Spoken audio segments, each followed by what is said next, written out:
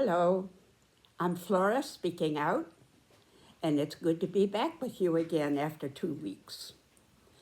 I was very conflicted about what to share with you tonight, and finally I decided to choose not something more important in the long run, but something more immediately urgent. 3 days ago, the State Department reported that 500 tons of emergency food stored in a Mideast warehouse for the hungry of the world. It had expired because of the delay and the Trump agenda of ending U.S. aid, the Agency for International Development. They put an end to the U.S. aid back in January, and that food that is stored there, 500 tons of it, was not distributed to the starving of the world. It was left there rotting in the warehouse until the point it's too dangerous to distribute, and they've destroyed that food.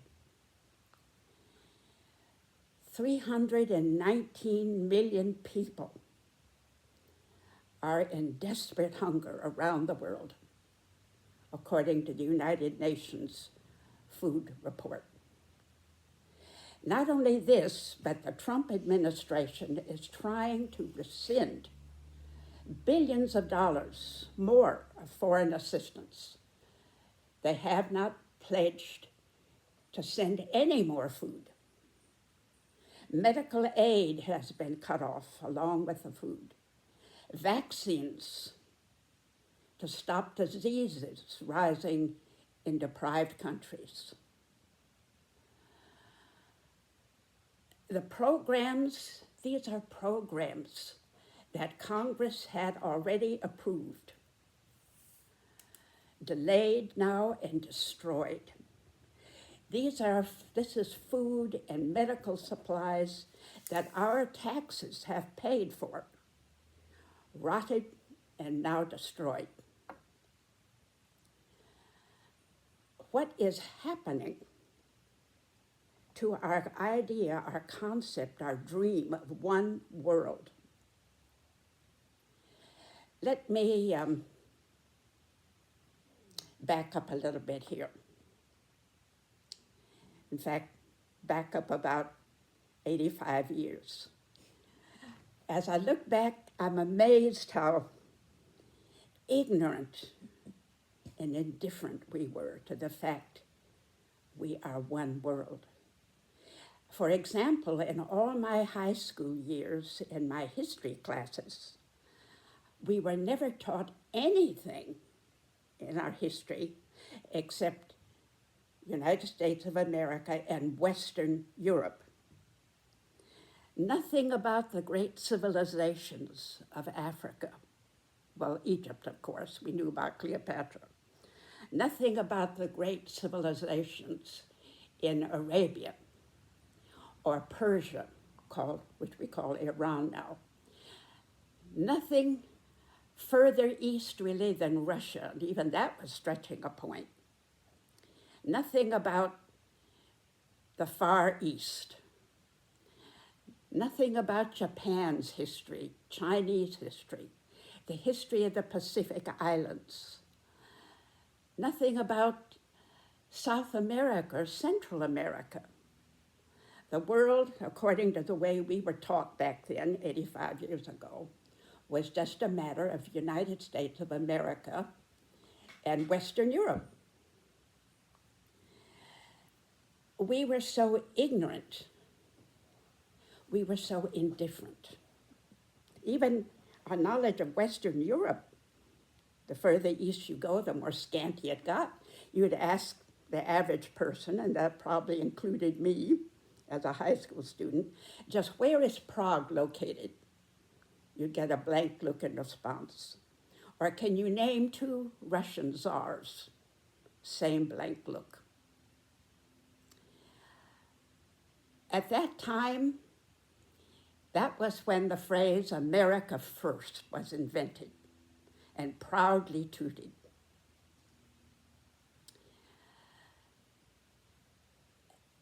That radically changed when the Second World War began and in the years after. We began to learn about other nations and something about them. We began to care. When the United Nations was started, 1945, 46, it was like a dream, an impossible dream that was coming true. We now not only had a vision of what it meant to be one world, but an actual governing body. The pomp and the pride with which these nations assembled in New York in the United Nations buildings. Everyone was thrilled. It would be a new world now. And this feeling grew in the decades that followed. We weren't so totally ignorant. We weren't so totally indifferent. The Peace Corps began under Kennedy. Many young people joining it with high hopes. America at that time was looked on quite literally back 80, 70, even 60, 50 years ago as the giant of democracy, the example for other nations, the leading light of the world, the hope of the world. And we thought, in our innocence and naivete, that would continue. But now, where are we? Where are we now? I've just talked about the destruction of the U.S. aid, the pulling back of any kind of medical vaccination help. What about other things going on? 2 weeks ago, Trump issued a proclamation that there were to be no visitors, travelers to America from 12 other nations. How about the increasing termination of students' visas? How about the Voice of America being defunded?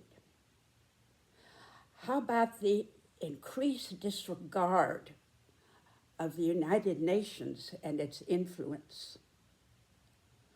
How about the contempt Trump shows for other nations? These ridiculous, reinventing, dangerous cat and mouse tariffs he's playing with. How about his threatening words to Canada, Greenland, Panama?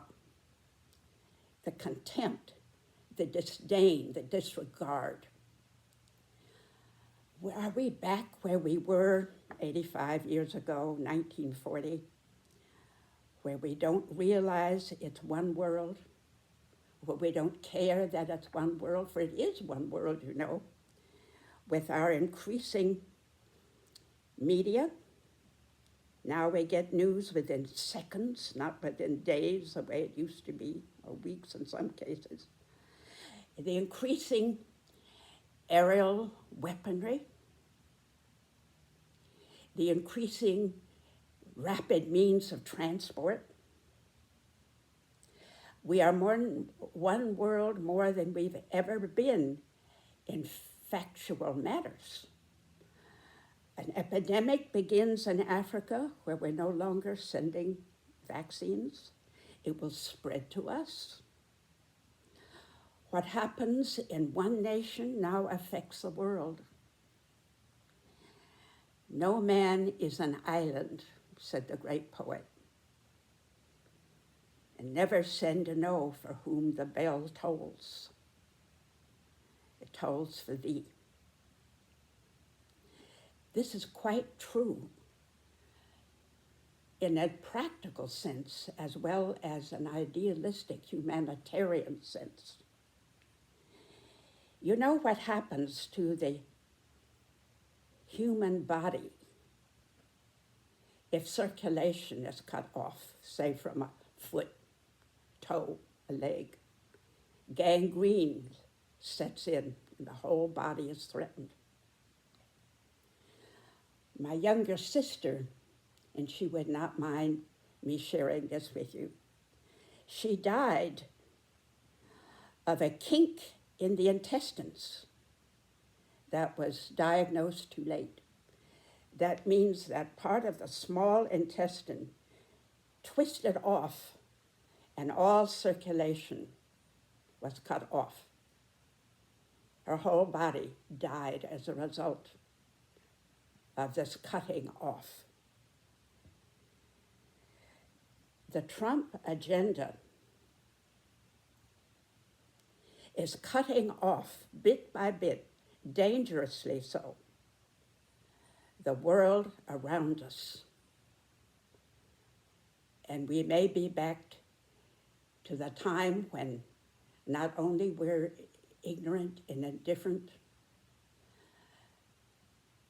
but that is the breeding ground of wars, hatred, total misunderstanding of other nations, total non-caring anymore.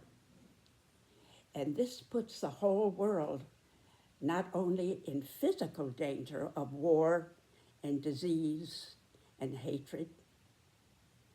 What does it do to our souls, our empathy, our personalities?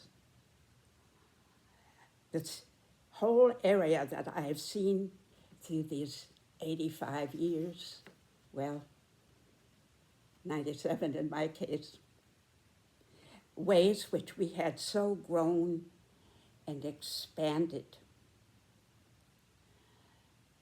where we'd move forward.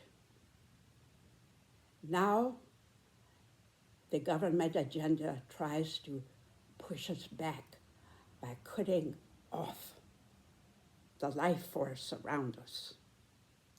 I'm disturbed that in the protests, and I'm thrilled there's so many protests against what the Trump agenda is trying to do to us in so many ways. I haven't seen any protests or signs about this danger, real danger to the body and the soul of cutting off other nations in need. It's natural enough, I suppose. It's natural us to be thinking of what affects us personally as a family, a city, a state, a nation. That drives us into the streets. But I'm asking myself to begin with to remain aware and to begin to protest in every way I possibly can, beginning with tonight. It matters that it's one world.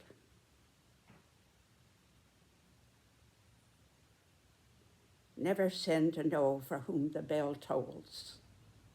It tolls for thee, for me, for us. Thank you for sharing.